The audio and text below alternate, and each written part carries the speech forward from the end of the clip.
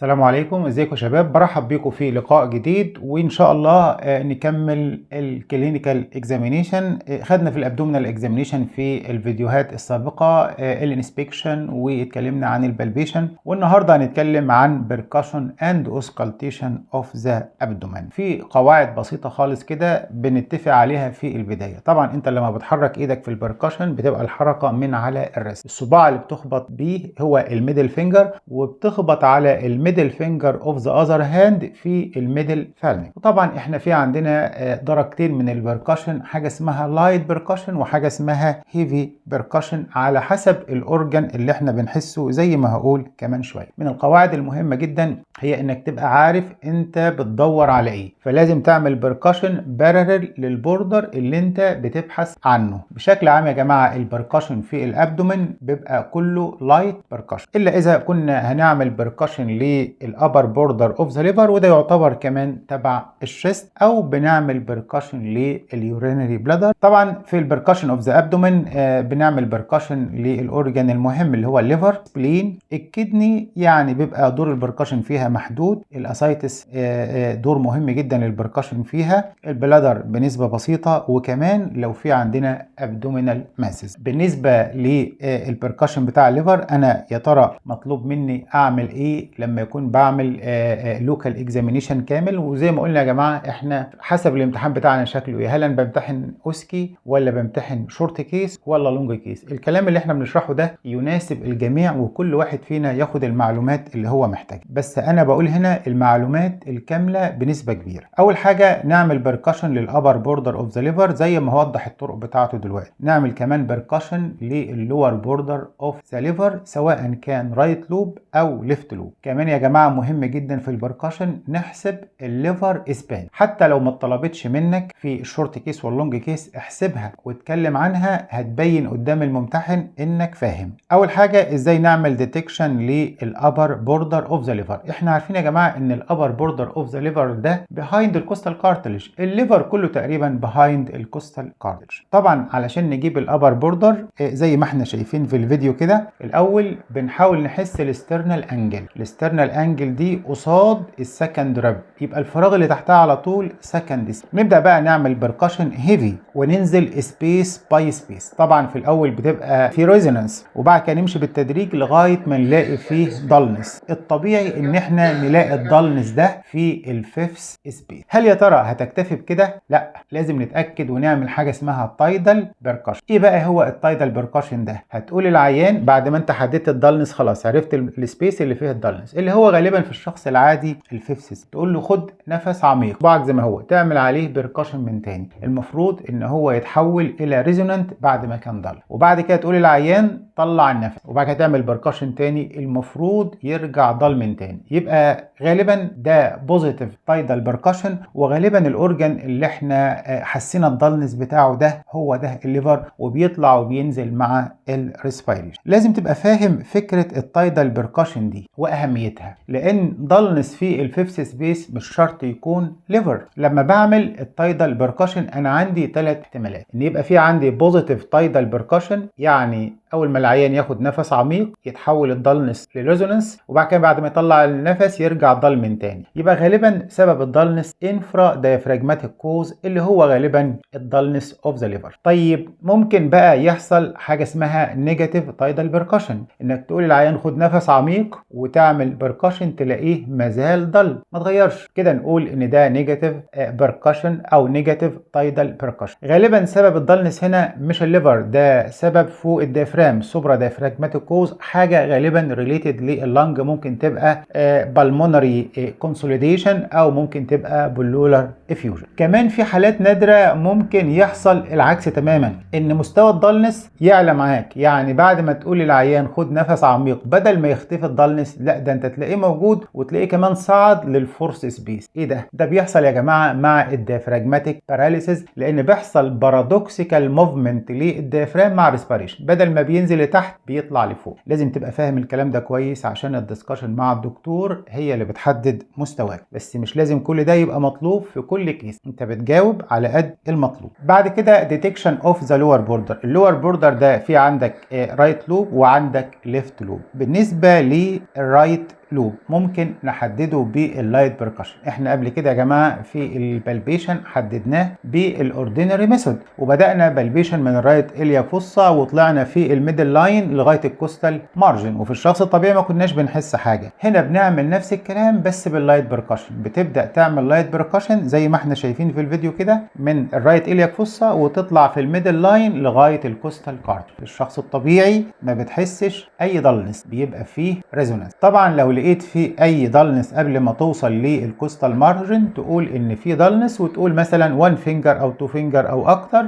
جاست بلو ذا كوستال كارتل. بالنسبه للليفت لوب برضو بنعمل له بركشن في الميدل لاين، بتيجي فوق الامبلايكس على طول وتبدا تطلع في اتجاه الزيفسترنم. في الشخص العادي زي ما انت عارف اللور بوردر بتاع الليفت لوب بيبقى تقريبا ميد واي او 1 هاند بريث جاست بلو الزيفسترنم او ميد واي ما بين الزيفسترنم والامبليكس. فانت بتعمل لايت بركشن بشويش وانت طالع لفوق كده، بتقدر تحدد فعلا الدلنس اوف ذا ليفت لوب. حتى الطريقه دي يا جماعه ممكن تبقى سنسيتيف عن البالبيشن، لان احنا زي ما قلنا لو جيت اعمله بالبالبيشن بيعاكسني الريكتس ابدومينس ماسل، لكن هنا في الطريقه ديت لا، باللايت بركشن انت فعلا ممكن تجيب اللور بوردر اوف ذا ليفت لوب even in healthy person. ما كناش نقدر نحسه في البالباترو ميثود الا في الشخص طبعا اللي عنده سيروزس. بعد ما حددنا الابر بوردر موجود فين واللور بوردر موجود فين، نقدر بسهوله يا جماعه نحسب الليفر اسبان، وهي المسافه بين اعلى نقطه في الليفر وادنى نقطه في الميد كلافيكولار لاين. الشخص العادي بتبقى من 8 الى 12 سم، في المتوسط 10 سم،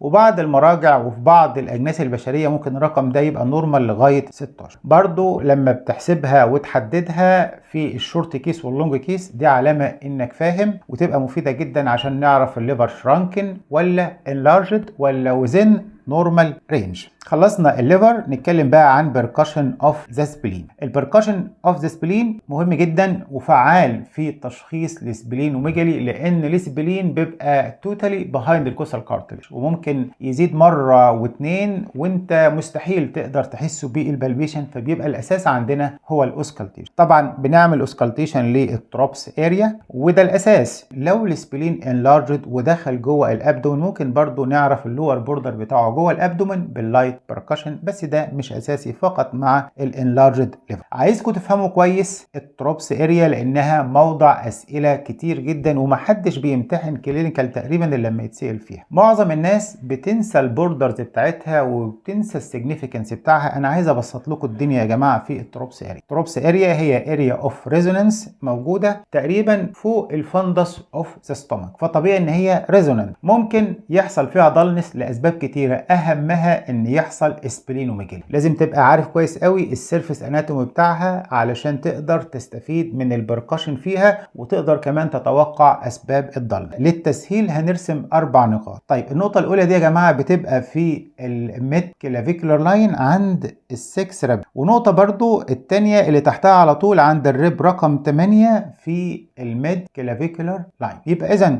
عندك ضلعين 6 و8 في الميد كلافيكولار لاين. طيب متبقي بقى نقطتين اللي هم في المثال ده بي وسي على الرسمه ديت، اللي هم هيبقوا الضلوع 9 و11 في الميد اكزيلر لاين. سهل قوي يا جماعه، يبقى هم نقطتين 6 8 وبعد ال8 ايه على طول 9، يبقى 6 8 9 11. ال6 وال8 في الميد كلافيكولار لاين وال9 وال11 في الميد اكزيلر لاين، يبقى هي موجوده في التو لاينز اللي بادئين بكلمه ميد كلافيكولار ميد اكزيلري 6 8 9 11، وتوصل بقى النقاط مع بعضها بيديك الشكل ده اللي هو تروبس اريا. تلاحظ كده في الرسمه ان هي فوق الفندس اوف ذا ستومك، وان هي باوندد من ناحيه اليمين بالليفر، من فوق في عندك اللنج وفي عندك كمان الهارت، ولو جينا بقى عند الشمال هيبقى هنا ده الاسبلين يا جماعه، ده الطحال. يبقى المنطقه ديت متحوطه باورجنز مهمه جدا، 4 اورجنز كبار ومهمين. الليفر ناحيه اليمين، فوق الهارت واللنج، على الشمال الاسبلين. لو اي اورجن من دول تضخم هيبدا يدخل على المنطقه ديت ويحولها من ريزونانت الى ضلمه. في الواقع الاكلينيكي غالبا اللي بيعمل كده الاسبلين. علشان كده لو لقينا في ضلنس في المنطقه ديت على طول نعرف ان فيه تضخم في واحد من الاعضاء الاربعه الرئيسيه، يا اما اللنج يا اما الهارت يا اما الليفر يا اما الاسبلين، وغالبا الاسبلين. طبعا السبلين لما يتضخم هيبدا يجي كده. علشان كده لما نيجي نعمل لها تيست بالبركشن نبدا من تحت لفوق، تبدا من الكوستال مارجن وانت طالع لفوق كده يا جماعه. ليه؟ لان احنا دايما القاعده العامه في البركشن ان انا ابدا من ريزونانت في اتجاه ضل، فببدا بقى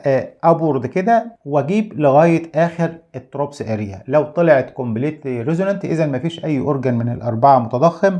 لو طلع فيها ضلنس والعيان ده سسبيشس ان هو عنده مشكله في الجي اي تي فغالبا ده بيبقى سبلينوميجالي، وطبعا ده بيبقى سسبيشس وانت عندك طبعا وسائل اخرى تاكد بيها التشخيص. رقم 3 ازاي نعمل بركشن للاسايتس. مهم قوي في الاسايتس انك تحدد الابر ليفل اوف ذا اسيتيك فلويد. بعد كده بتعمل حاجه اسمها شيفتنج دالنس لما تبقى كميه الفلويد جوه البطن مودريت، لكن لو الكميه قليله او كبيره ما ينفعش نعمل الشيفتنج دالنس وله بدائل. رقم 3 نعمل حاجه اسمها ترانسميتد فلويد سيرال، دي بتبقى للتنس اسايتس. ممكن كمان نعمل ني البو بوزيشن لما يبقى في عندنا مينيمال اسايتس، وان كان دلوقتي ما بنعتمدش على التكنيك ده نظرا للسونار اللي اصبح متاح وبيحسب لنا اي كميه من الفلويد مهما كانت قليله. طبعا انا في الاول ما اعرفش العيان عنده اسايتس ولا لا. الاسايتس هو عباره عن فلويد في الابدومن وبيبقى ديبندنت يعني متاثر بالجاذبيه، فتبدا تعمل بركشن من اول منطقه الابيجاستريوم. طبعا هتلاقي المنطقه ديت ريزونانت لان انت هنا فوق الاستومك، وتنزل بقى تعمل لايت بركشن وانت نازل. ما تنساش زي ما اتفقنا البركشن في الابدومن كله بيبقى لايت بركشن، مفيش ديب بركشن الا لما يكون بتعمل لليورينري بلادر او فوق بتعمل الابر بوردر اوف ذا ليفر. تنزل بقى بالتدريج لغايه ما تشوف هل يا ترى في ضلنس ولا ما في. طيب لو في اسايتس هتلاقي على طول بدأ يظهر معاك ضلنس، يبقى ده الابر ليفل اوف ذا فلويد. ونبدأ بقى نعدي على الخطوة الثانية اللي هي شيفتنج ضلنس. دي مهمة جدا علشان تتأكد ان الضلنس ده ديو تو اسيتيك فلويد، لان ممكن يكون بسبب اسباب تانية زي ماسز او انسيستد فلويدز جوه الابدومن. في الحالة ديت بتبدأ من حيث انتهيت. انت في الخطوة الاولى عرفت اعلى نقطة كانت عندك قد ايه، تبدأ بقى من فوقها كده تبدأ تمشي بالعرض. يفضل ان ايدك بالعرض تبقى موازيه للفلويد. تبدا بقى تمشي في اتجاه الفلانكس. طبعا في النص اكيد في ريزونانس وانت طلعت سنه فوق البوردر اللي انت حددته، تمشي بقى تعمل بركشن وانت رايح في اتجاه الفلانك. لو افترضنا ان الشخص ده عنده اسيتيك فلويد هتلاقي ماشيه معاك ريزونانت وعنده نقطه معينه في الفلانكس هتلاقي اتحولت لضل. عند النقطه ديت لما تتحول لضل تبدا تقول للعيان يعني تعمل رولينج للعيان، تميله على جنبه وتستنى شويه يعني حوالي نص دقيقه زي ما احنا شايفين في الفيديو كده. استنيت النص دقيقه اعمل بركشن تاني. فالمفروض ان الضلنس يتحول لريزونانس لان الفلويد اتحرك للجنب الديبندنت. طيب اقف عند كده؟ لا، ارجع العيان تاني وانا ايدي مكانها واعمل بركشن تاني والمفروض ترجع ضل من تاني. ده يا جماعه نقول عليه شيفتنج ضل. طيب ايه اهميته؟ ده بيفرق لي يا ترى الفلويد ده اسيتيك فلويد ولا ده انسيستد فلويد. لان لو انا عملت رولنج للعيان وعملت بركشن ولقيته مازال ضل معنى كده ان في انسيستد فلويد، يعني ده مش اسيتيك فلويد، ده انسيستد فلويد. فده مهم جدا للدفرنشيشن ما بين الاسايتس والانسيستد فلويدز زي مثلا اوفريان سيست او اي اسباب تاني. بنبص اهوت زي ما احنا شايفين نمشي لغايه الفلانكس، لقيت ان في دالنس تعمل رولينج، استنى نص دقيقه وتعمل بركشن من تاني، المفروض يبقى ريزونانت. طيب ارجع بقى تاني الوضع الاولاني واعمل بركشن من تاني بعد استنى لحظات، المفروض يرجع ضل من تاني. ترانسميتد فلويد سيرال. ترانسميتد فلويد سيرال دي ما بتعملهاش الا لما يبقى عندك تنس اسيتيك فلويد، يعني الكميه اكتر من 3 لتر. احنا عارفين يا جماعه البطن بتستوعب 4 لتر و5 لتر و6 و7 وهكذا حسب شدة الأسايس. الحد الأدنى هنا 3 لتر. هنا بتعتمد على مساعدة من العيان، تقول للعيان حط ايدك في نص البطن زي ما انت شايف في الصورة كده، وبعد كده تحط ايد على ناحية من الابدومن من واحدة من البوست فلانكس كده، ومن الناحية التانية تعمل فليكرنج تخبط بايدك. المفروض وانت بتخبط بايدك كده بيتكون موجات من المية، انت حاطط ايد العيان فوق عشان الموجات دي ما تتنقلش عن طريق الابدومينال وول. فلو انت خبطت كده ولقيت المية بتخبط في ايدك التانية تبقى واضحة جدا، يبقى ده عبارة عن ترانسميتد جليسيرول ثرو ذا اسيتيك فلويد، وده بيساعد في تشخيص التنس اسايد. في عندنا رقم 4 ني البوبوزيشن. لو كميه الاسيتيك فلويد قليله جدا اقل من نص لتر ممكن نعمل الاختبار ده. العيان زي ما انت شايف كده بياخد الوضع ده اللي هو الني البو بوزيشن، ونسيب العيان على الوضع ده لغايه ما السائل يتجمع اراوند ذا امبلايكس، وبعد كده بحط ايدي اراوند الامبلايكس وبعد كده اعمل بيركشن. التكنيك ده من التكنيكس اللي اصبحت اوبسوليت وما بنعملوش فعلا في العيادات ولا حاجه ولا حتى في الكلينيكال اكزامز، بس ناخد فكره عنه. الحاجات دي تحل محلها السونار. طبعا ممكن نعمل بيركشن لليورينال بلادر، بس لما تحب تعمل بيركشن لليورينال بلادر تقول العيان يشرب ميه كتير قبل الاختبار، على عكس التست بتاع البطن العادي. المفروض انك اول ما تيجي تعمل ابدومينال اكزامينيشن للعيان تقول له يفضل بلادر عشان الضلنس بتاعها ما يتدخلش مع الاورجنز التانية، بس لو انت مستهدف البلادر خليها لوحدها وخليه يشرب ميه. الكدني برضو ممكن نعمل لها بركاشن بس مش في الوضع العادي، فقط لما يبقى فيه رينال سويلنج، خاصه لما نحب نفرقه من الاسبلينيك سويلنج لما بيكون على الليفت سايد. خلصنا كده البركاشن. نتكلم دلوقتي عن اوسكالتيشن اوف ذا. بشكل عام الاوسكالتيشن مش عمليه حيويه جدا بالنسبه للابدومين، ولكن في بعض الاحيان بيبقى لها دور مساعد في التشخيص، سواء كان بنسمع intestinal sounds صوت الامعاء، او نسمع الفينس هام، او الارتيريال بيروي، او البادل ساين، سكشن سبلاش، بالمونري اريا، سكراتش ميثود، فريكشن راب، والفيتال ساوند. لازم نبقى عارفين اهميه الحاجات دي، وان كان دورها اكلينيكيا بيبقى محدود في الابدومينال كيس. اول حاجه الانتستينال ساوندز. الانتستينال ساوندز يا جماعه دي اصوات ضعيفه بنسمعها في المنطقه المحيطه بالامبلايكس، خاصه على الناحيه اليمين. حط السماعه على الناحيه اليمين من الامبلايكس، هتسمع اصوات كده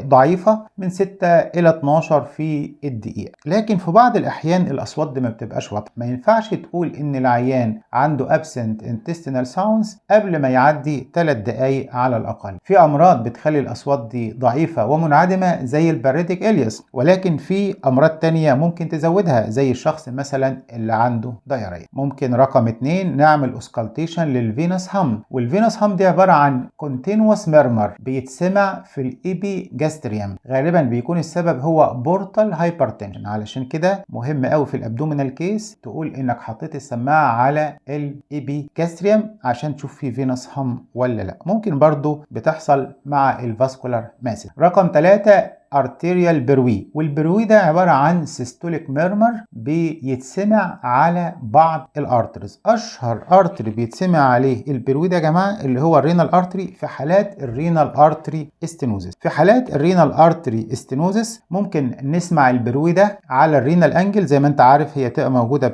posteriorly ما بين اللاست كوستال كارتلج والبوردر بتاع الساكروسباينال. يا جماعة الزاوية دي اسمها رينال انجل، بنحط السماعة عليها ونسمع البروي. ممكن نسمعه في الانتيريور ابدومينال وول اراوند الامبلايكس عن طريق الكون، بس بيبقى الصوت مش واضح وعايز سكيلد بيرس. ممكن كمان لو حصل استينوزس في ارتريز تانية زي السوبيريور ميزنتريك والإلياك او اي ارتري تاني تسمع بروي في مكان الارتري. رقم 4 حاجه اسمها بادل ساين. خدنا مع البركشن حاجه اسمها ني البو بوزيشن، شبيه بيها حاجه اسمها بادل ساين. بادل يعني بركه او تجمع للميه. لما يبقى الاسيتيك فلويد قليل ويصل الى ما يعادل 120 مللي او في الرينج ده، ممكن ان احنا نعمل له ديتكشن عن طريق البادل ساين، وان كانت اصبحت دلوقتي اوبسوليت بسبب توفر السونار في معظم العيادات. بتخلي العيان ياخد الني البو بوزيشن لمده 5 دقائق لغايه ما الفلويد تتجمع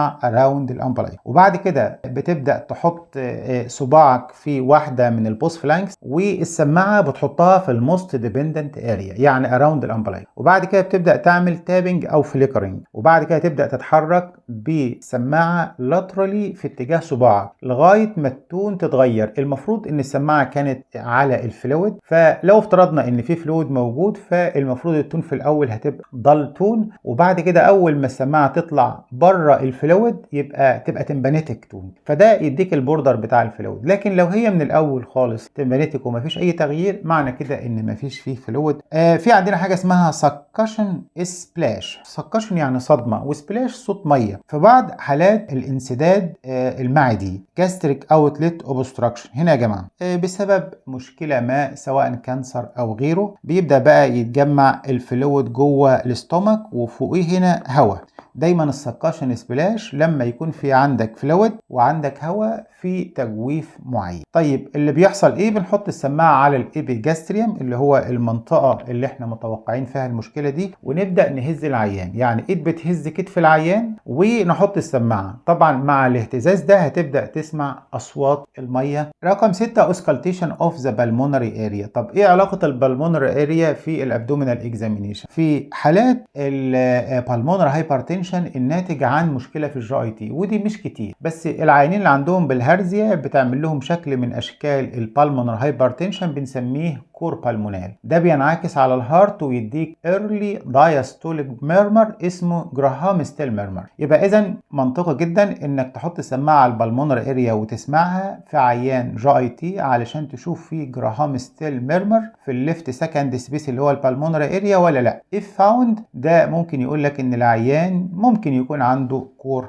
بالمونال. رقم 7 سكراتش ميثود. سكراتش ميثود يا جماعه دي من الطرق الظريفه جدا، وان كانت مش كومن ومش موجوده في كل المراجع، ولكنها طريقه محترمه جدا. بتحدد لنا دايما البوردرز بتاعه الاورجنز. اي سوليد اورجن تقدر تحدد البوردر بتاعه طالما هو محاط بتمبانيتك اريا. ممكن نستخدمها في تحديد البوردرز بتاعه الليفر او اي ماس موجوده في الابدومين. في المثال اللي قدامنا ده ممكن نحدد بها الابر بوردر اوف ذا ليفر. وانت نازل كده حط السماعه على ليفر وتنزل من فوق لتحت وتعمل خربشه في الجلد كده سكراتش.